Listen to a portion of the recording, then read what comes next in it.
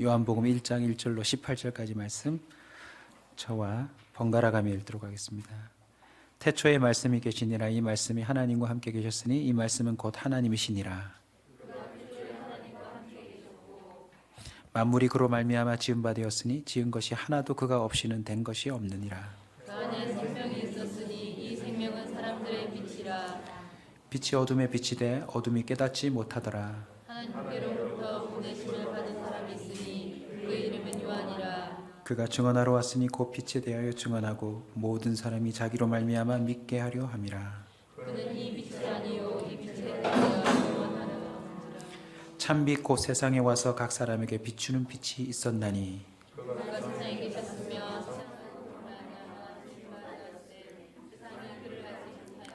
자기 땅에 오매 자기 백성이 영접하지 아니하였으나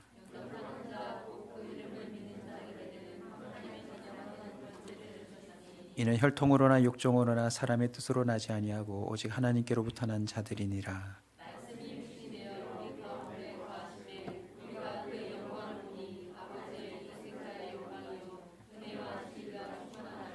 요한이 그에게 대하여 증언하여 외쳐 이르되 내가 전에 말하기를 내 뒤에 오시는 이가 나보다 앞선 것은 나보다 먼저 계심이라 한 것이 이 사람을 가리킴이라 하니라.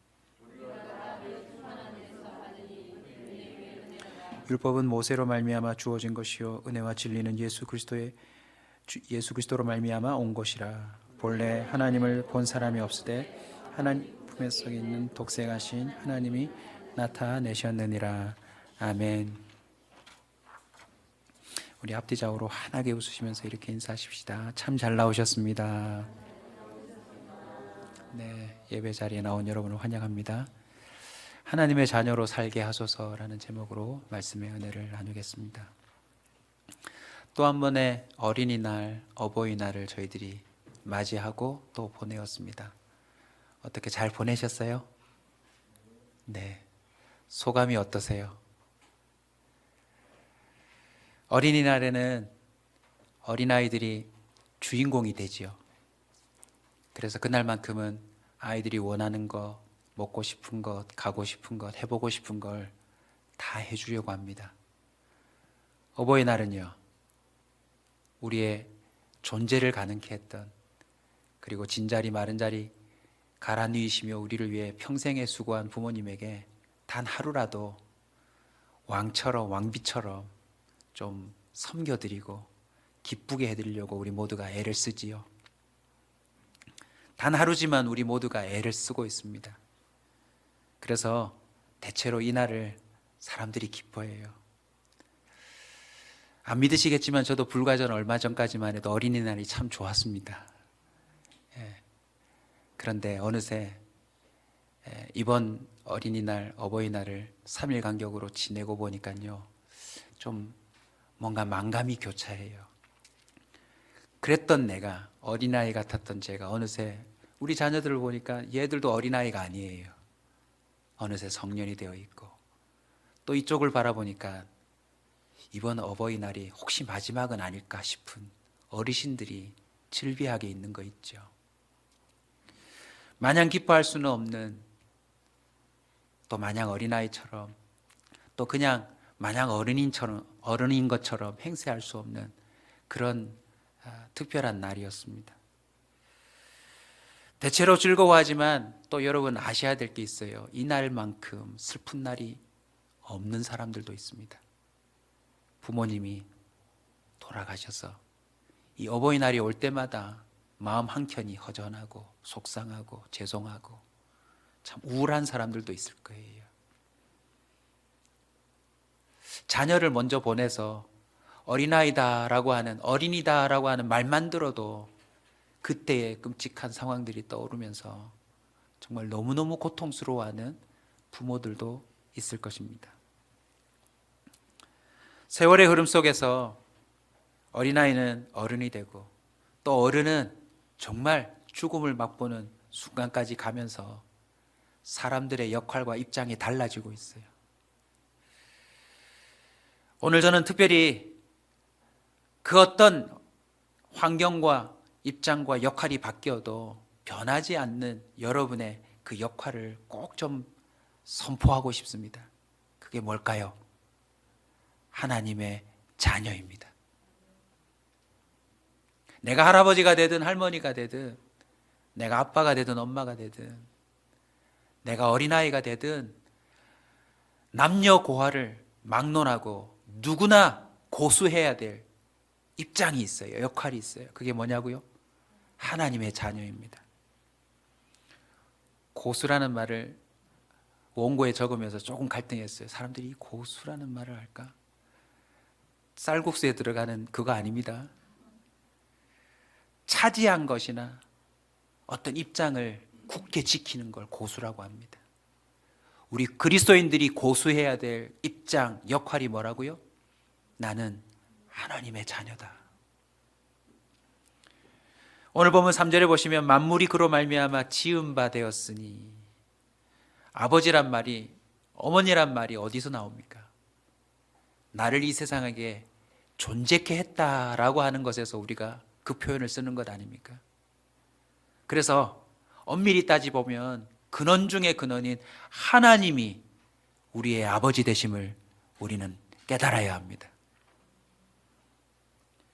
좀 더 오늘 이 설교가 대상이 있다는 사실을 좀 알려드리고 싶어요. 모든 그리스도인이지만 그리스도인 중에서도 특별히 첫 번째는요, 부모의 자리를 힘겨워하는 어른들, 오늘 이 말씀 속에서 큰 은혜 받으셨으면 좋겠어요. 보세요, 어른들이 아멘을 못해요. 너무 힘들어가지고. 두 번째는 어린이날을 마음껏 즐겨야 되는데 너무나도 빠른 세월 속에서 어느새 어른이 되어버린, 어른 노릇을 하고 있는 어린이들이 오늘 말씀 속에서 좀 큰 은혜를 받았으면 좋겠습니다. 부모의 자리를 힘겨워하는 어른들이나 어느새 빨리 어른이 되어버린 어린이들이나 하나님의 자녀라고 하는 사실을 고수하면서 다음과 같은 은혜를 받으십시오. 첫 번째는요, 언제나 응석을 부릴 수 있다. 응석이 어떤 말입니까? 어른이 귀여워해 주는 줄을 알고 믿고 일부러라도 어리광을 부리거나 버릇없이 구는 일을 응석이라고 해요. 한마디로 어른을 믿고 해보고 싶은 거 다 해보는 거죠. 때로는 버릇없게 엮여지는 일들마저도 살아계신 부모를 믿고 그 부모의 넓은 마음을 믿고 해보는 거, 그게 응석이에요. 하나님의 자녀는 어떤 사람입니까? 하나님께 언제나 응석 부릴 수 있는 특권이 있어요. 로마서 8장 15절에 보면 너희는 다시 무서워하는 종의 영을 받지 아니하고 양자의 영을 받았으므로 우리가 아빠 아버지라고 부르니라. 성경에는 아바 아버지 이런 식으로 표현되는데요, 그 아바와 아버지라고 하는 표현이 우리 한국식으로 말하면 친근하게 아빠 또는 좀 존중해서 아버지 이렇게 표현할 수도 있지만 사실 원래 의미가 뭐냐면 아람어와 헬라어 의미예요. 바울 서신에 보셨죠? 헬라인이든지 유대인이든지 이방인이든지 누구든지 하나님을 뭐라고 부른다? 아버지라고 부른다라고 표현한 것을 아바 아버지라고 표현한 겁니다. 저와 여러분은 예수 그리스도가 이 땅에 빛으로 오셔서 우리에게 아버지가 누군지를 알게 해주셨어요.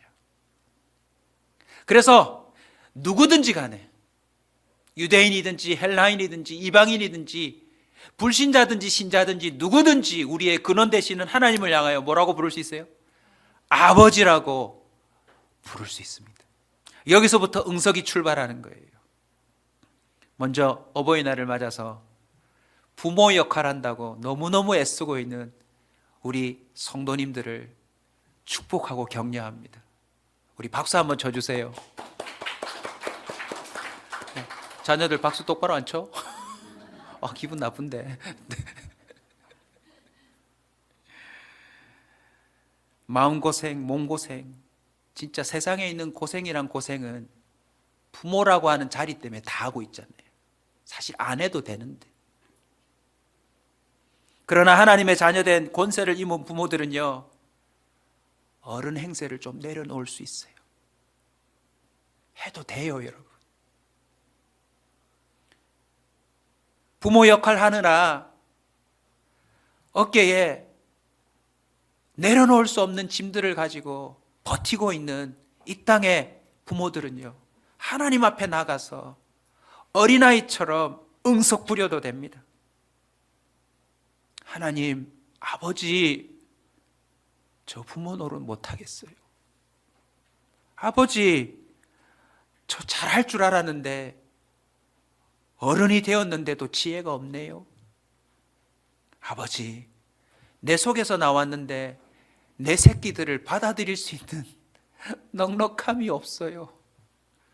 아버지, 저 무능합니다.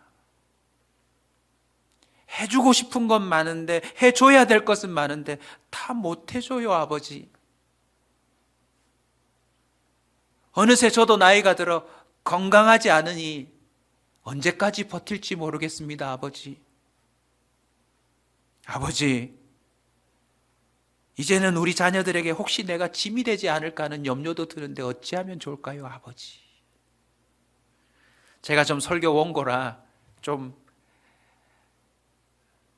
격식을 갖춰서 했지만 제가 목회를 하다 보면 그런 걸 목격해요.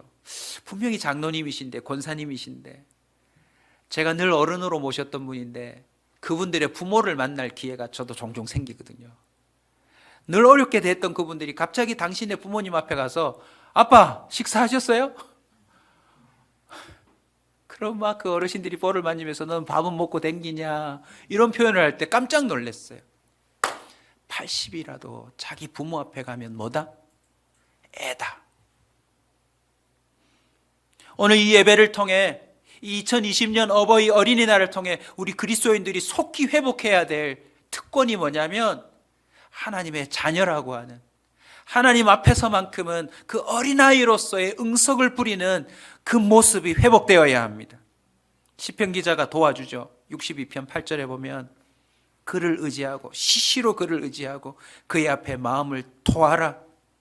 하나님은 우리의 피난처시로다. 마음을 뭐 하래요? 그냥 얘기하는 정도가 아니라 그냥 토하는 거예요.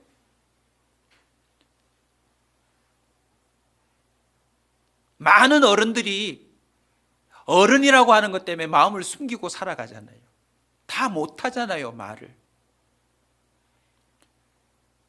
당신의 부모님한테마저도 얘기했다가는 혹시라도 나를 걱정할까 싶어서 부모에게마저도 말을 못할 뿐만 아니라 이젠 그렇게 말할 부모도 없어져 버렸잖아요.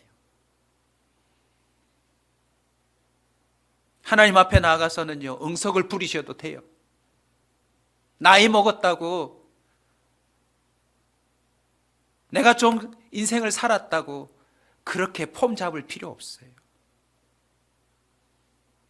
자존심마저도 내려놓고 정말 왈칵 안기듯이 아버지라고 부르면서 여러분의 그 숨겨진 모든 마음들을 토해내는 은혜가 있기를 축원합니다. 그뿐입니까? 자녀들을 그렇게 사랑하고 또 좋아했는데 어느새 그 자녀가 우리를 제일 괴롭히는 존재가 되지 않던가요? 위로받으십시오. 예레미야 7장 13절에 보면 하나님 아버지께서 선지자들을 통하여서 뭐라고 했냐? 여호와의 말씀이니라. 이제 너희가 그 모든 일을 행하였으니 내가 너희에게 말하되 새벽부터 부지런히 말하였어도 듣지 아니하였고 너희를 불러도 대답하지 아니하였느니라. 이걸 줄이면 이래요. 지독스럽게도 말을 안 듣는다. 여러분의 자녀들은 말 잘 들으세요?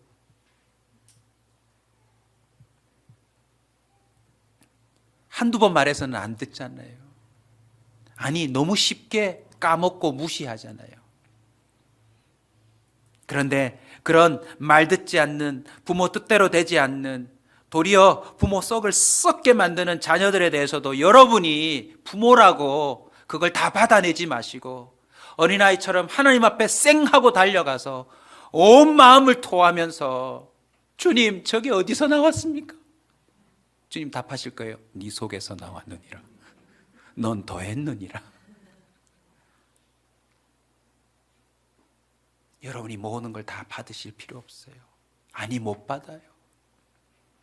주님 앞에 나가서 여러분뿐만 아니라 여러분의 새끼들을 두고서도 응석을 좀 부리셔야 합니다. 주님, 저거보다 좀 더 좋은 거 주실 수 있었잖아요. 아니, 나는 안 닮을 수 있었잖아요, 주님. 생사화복을 결정지으시는 하나님 앞에 나가서 우리는 모든 걸 말할 수 있는 줄 믿으시기 바랍니다. 아멘. 동시에 부모의 연약함 때문에 일찍이 어른이 되어버린 자녀들 역시 마음고생 많았습니다. 이 시대에 아이들이요, 옛날 어린이처럼 그렇게 순수하게 못 뛰어놀더라고요. 그죠? 이 땅에 고생한 아이들을 위해서 우리 어린이날을 맞아서 박수와 격려의 박수 한번 칩시다. 요즘 애들 고생 많습니다. 옛날에는 부모가 다 해줘야 되는데 요즘은 애들이 부모한테 해줘야 돼요. 휴대폰 줘보세요. 아빠는 그것도 몰라요. 엄마는 그거 틀렸다니까. 요즘 세상 그렇지 않아요.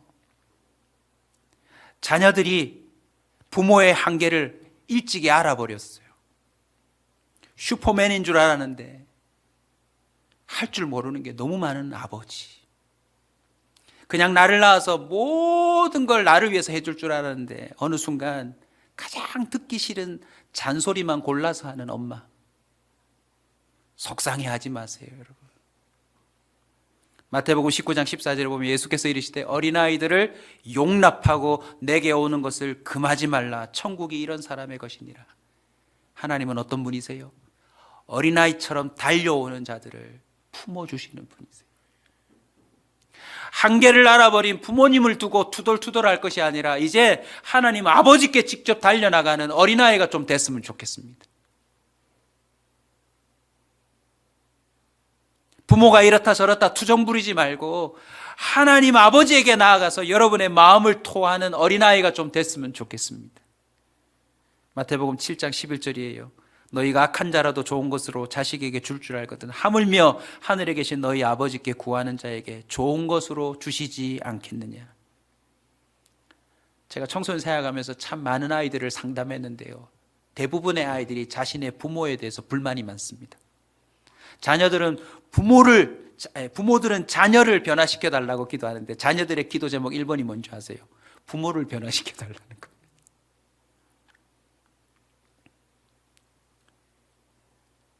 우리의 부모는 우리의 모든 필요를 못 채워줘요. 하나님 아버지께 말씀하십시오.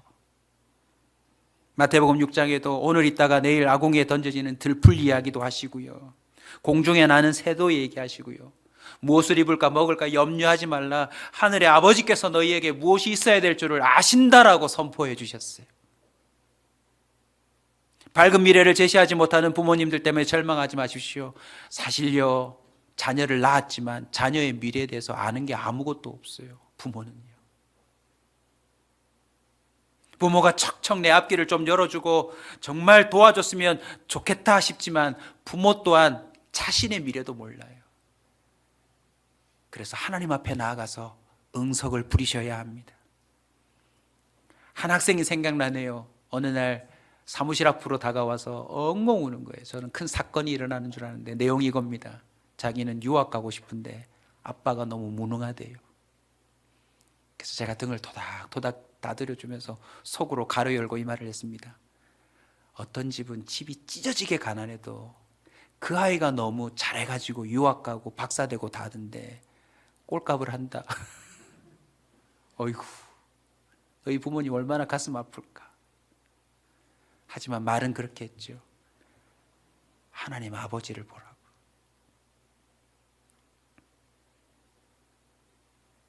창세기 39장 2절이 증언합니다. 여호와께서 요셉과 함께 하심으로 그가 형통한 자가 되어 애굽에 뭐가 돼요? 총리가 돼요. 금수저도 아닌데, 아버지의 백도 없는데, 엄마의 백도 없는데, 손이 닿지 않는 곳에 갔는데 여호와께서 요셉과 함께 하심으로, 할렐루야. 이 땅의 모든 자녀들이요, 여러분의 부모를 보기 전에 하나님 아버지를 보고 응석을 부릴 수 있기를 축원합니다. 하나님의 자녀의 특권이 뭐라고요? 언제나 응석을 부릴 수 있어요. 오늘 예배를 시작으로 여러분이 하나님 앞에 정말 순수한 어린아이가 좀 되셨으면 좋겠어요. 내 나이가 몇 갠데 이러지 마시고요. 오늘 예배를 빌어서 하셔도 되고, 오늘 집에 가셔서 여러분의 그 아무도 없는 방 안에 들어가셔서 그냥 목 놓아 좀 하나님께 울었으면 좋겠어요. 아니, 아이들 보셨죠? 마트 같은 데서 들어 누워가지고 막 사방팔방으로 손다리 흔들면서 응석 부리는 거.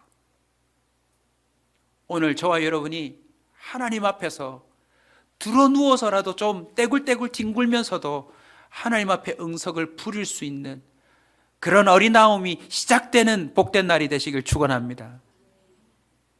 두 번째 특권은요, 결코 고아가 되지 않는다예요. 하나님은 결코 우리를 고아로 내버려 두지 않습니다.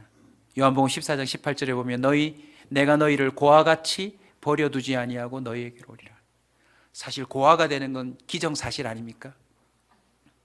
내가 부모보다 먼저 죽지 않는다면 우리는 반드시 고아가 됩니다. 근데 성경이 증언합니다. 내가 너희를 반드시 고아처럼 내버려 두지 않겠다.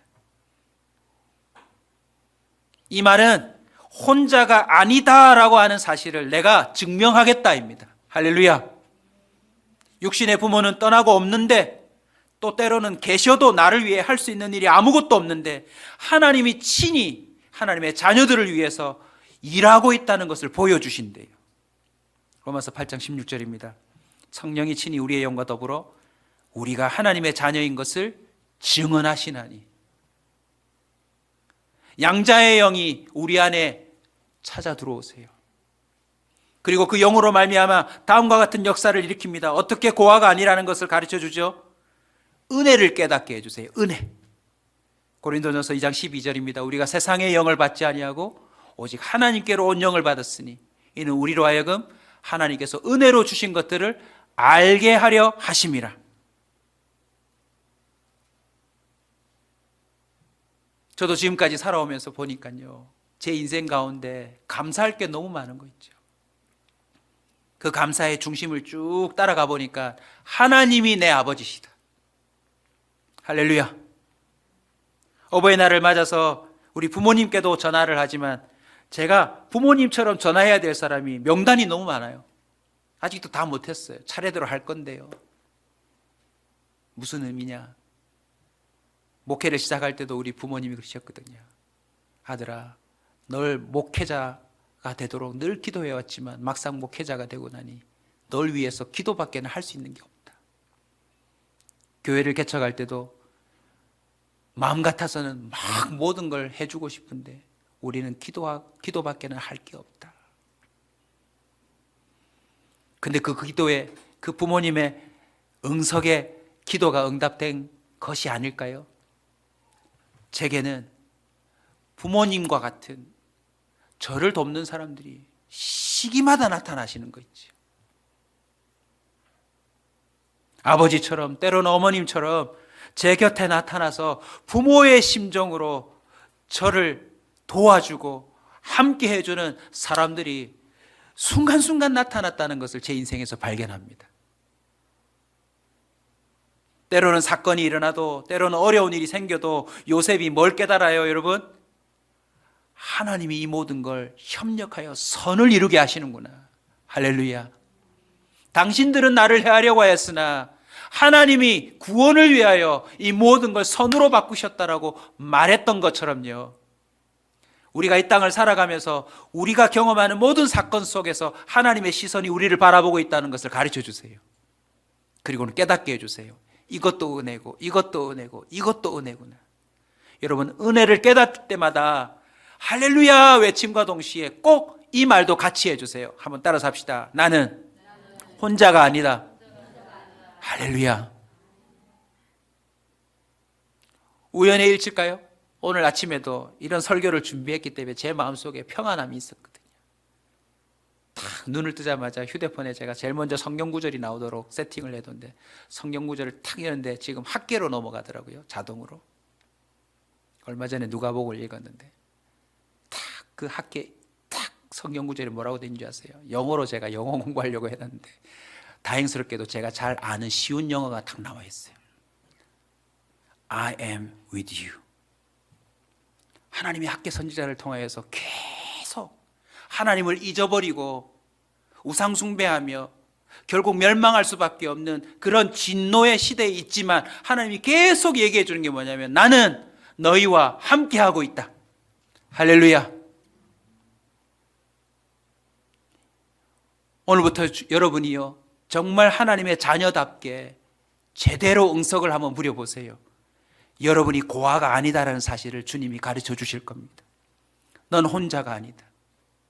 너의 부모가 무능해도 너의 부모가 이미 떠났어도 내가 너의 아버지가 되나니 내가 너의 근본이 되나니 내가 너와 함께한다라는 사실들을 주님은 가르쳐 주실 줄로 믿습니다.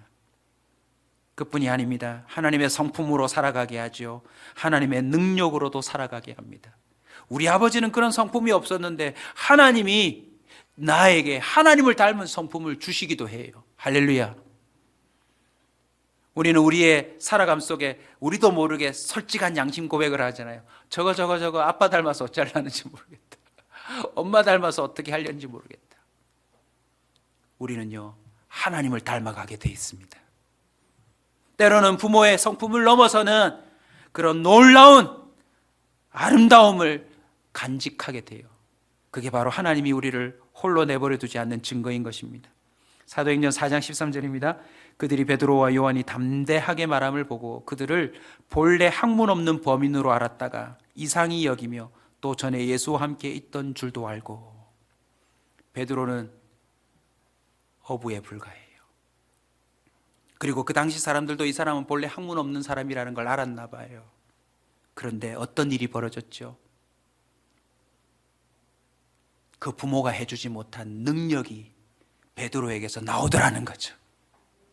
의사가 고치지 못하는 안진뱅이를 일으키고 그 입에서 가르쳐주지 않았던 어휘들이 나오면서 하루에 3,000명, 4,000명을 전도시킬 수 있는 능력이 베드로에게서 나오더라는 것입니다. 누가 하신 거예요?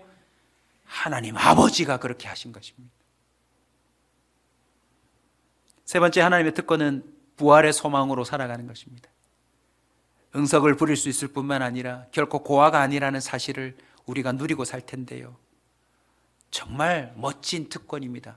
부활의 소망으로 살아간다. 이따 광고 시간에도 알려드리겠지만 우리 성도님들 중에도 어버이날을 앞두고 부모님이 돌아가신 성도님이 있어요. 태어날 때부터 아예 부모가 없는 성도들도 있어요. 부모의 빈자리를 평생에 느껴가면서 힘들어하는 성도들도 있습니다. 근데 성경은 증언해요. 부활한다고요. 누가복음 16장 23절입니다. 그가 음부에서 고통 중에 눈을 들어 멀리 아브라함과 그의 품에 있는 나사로를 보고. 여러분, 이건 지어낸 이야기가 아닙니다. 아브라함이 천국에 있는 거예요. 하나님이 괜시리 아브라함의 하나님, 이삭의 하나님, 야곱의 하나님이라고 말한 것이 아닙니다. 죽음은 죽음으로 끝나지 않는다는 사실을 우리 아버지께서 보여주고 계세요. 그뿐입니까? 먼저 간 자식들에 대해서도 여러분 오늘 이 말씀을 새겨 들으셔야 합니다. 누가복음 8장 52절을 보면 모든 사람이 아이를 위하여 울며 통곡하며 예수께서 이르시되 울지 말라, 죽은 것이 아니라 잔다 하시니라. 회당장 야이로가 자신의 12살 날 딸이 죽게 되었을 때에 예수님이 그 집에 찾아가서 뭐라고 하세요? 이미 죽었는데, 장례식이 시작되었는데 죽은 것이 아니라 잔다라고 얘기합니다. 물론 이 딸은 살아났다가 다시 한번 또 죽었겠지만 회당장에게는 어떤 담대함이 있습니까? 내 딸은 죽은 게 아니다. 할렐루야. 내 딸은 여기서 끝난 게 아니다. 하나님 아버지의 품 안에 안겼다라고 하는 사실들을 보여주는 것입니다. 2017년에 개봉한 영화인데요, 오두막이라고 하는 영화가 있어요. 안 보신 분들은 꼭 좀 보셨으면 좋겠습니다. 영화의 내용을 다 말씀드리면 그걸 아이들 말로는 스포한다 그러더라고요. 재미가 없으니까 설교에 도움이 되는 정도로만 말씀을 드리면, 정말 사랑하는, 물론 사랑 안 하는 딸이 없겠지만 사랑하는 딸이요 흉악범에 의해서 살해당합니다. 그리고는 그 아빠가 참 무슨 생각인지 자신의 딸이 살해된 그 오두막을 찾아가요. 그 오두막 안에서 내 딸이 어떻게 죽었을까? 어떤 마음이었을까? 뭐 이런 걸 생각하면서 고통스러워합니다.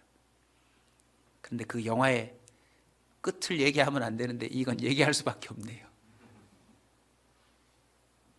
하나님을 만나는데요, 그 딸이 환한 빛이 비치는 천국에서 너무나도 천진난만하게 뛰어다니는 그 모습을 그 아빠가 목격해요.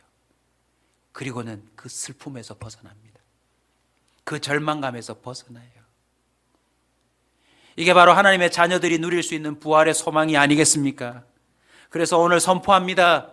어버이날을 맞아서 부모님의 부재로, 부모님의 또 연약함 때문에 슬퍼하고 힘들어했던 모든 어른들은 그 슬픔을 좀 그치셨으면 좋겠어요. 먼저 간 자녀들 때문에 끊임없이 반복되고 있는 아픔 가운데 있는 그 부모들 또한 이 부활의 소망으로 말미암아 그 슬픔을 그칠 수 있기를 주의 이름으로 축원합니다. 그것마저도 하나님 앞에 나가서 응석을 좀 부렸으면 좋겠어요.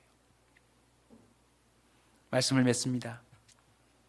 응석을 부리고 고아가 되지 않으며 부활의 소망으로 살아갈 수 있는 이 특권을 여러분이 마음껏 누리는 정말 멋진 어린아이가 됐으면 좋겠습니다. 더 이상 어른 코스프레를 하지 않았으면 좋겠어요. 우리는 언제나 하나님 앞에 무엇입니까? 정말 부모님의 1부터 10까지 손이 닿을 수밖에 없는 연약한 어린아이라는 사실들을 잊지 않았으면 좋겠습니다. 자녀가 되는 권세에는 책임도 따르죠.